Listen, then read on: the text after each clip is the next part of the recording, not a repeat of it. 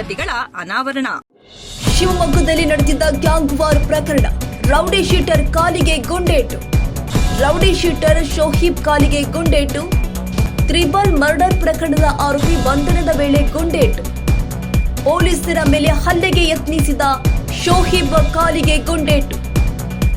ವೀರನಕೆರೆ ಬಳಿ rowdy sheeter ಕಾಲಿಗೆ ಗುಂಡೇಟು ಹೊಡೆದಿದ್ದಾರೆ ಪೊಲೀಸರು.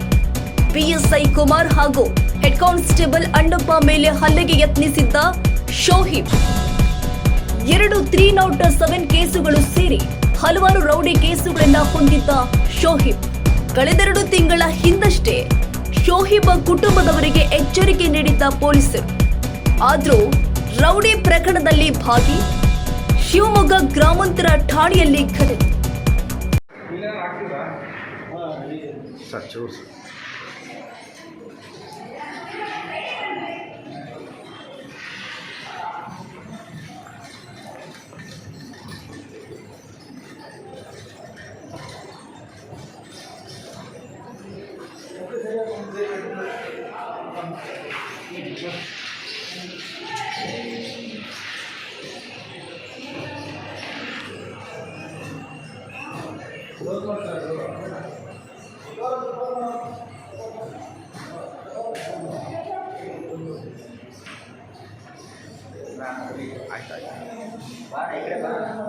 ಆಯ್ತು